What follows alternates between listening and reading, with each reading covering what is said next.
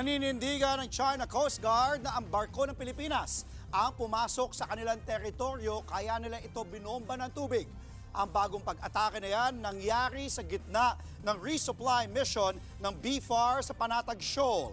At live mula sa West Philippine Sea. Nasa frontline ng balitang yan si Gio Robles. Gio, kamusta dyan?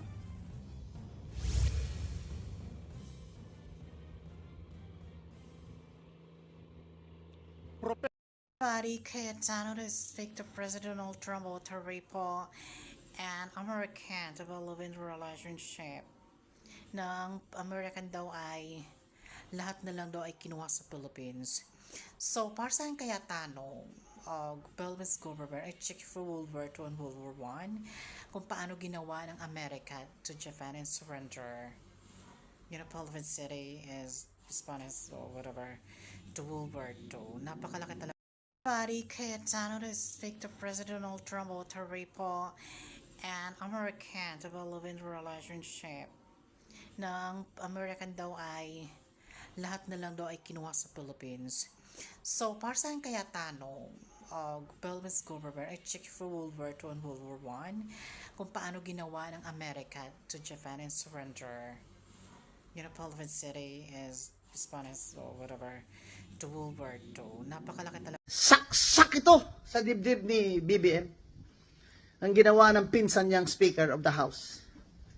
Sa pagmamadali nilang talagang tanggalin si VP Sara para wala na siyang kalaban sa 2028, ay lahat ginawa nilang basta mapadali lang.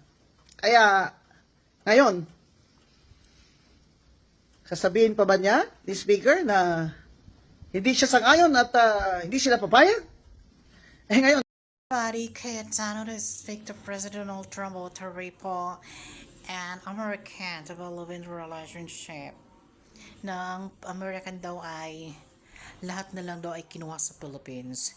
So, para saan kaya tanong? Philippines government ay check for World War II and World War I kung paano ginawa ng America to Japan and surrender. Philippines City is Spanish or whatever to World War II. Napakalaki talaga. Halos ibigay na natin lahat sa Amerika eh. Lahat na lang ng hiningi nila sa Pilipinas. Etong huling kalahating taon binigay natin. Tapos may green card na. Dekada-dekada na nasa Amerika, i-deport nila. Yung ibang citizens na, nahaharas pa. Yung iba ng mga estudyante ng mga Pilipino hindi makauwi ngayon. Dahil baka daw pag umuwi sila on student visa, tanggalin na yung visa nila. Bakit pa tayo nakikipag-alliance ng husto? At wala akong naririnig. Wala akong naririnig kay Ambassador Romualdez. Wala akong narinig sa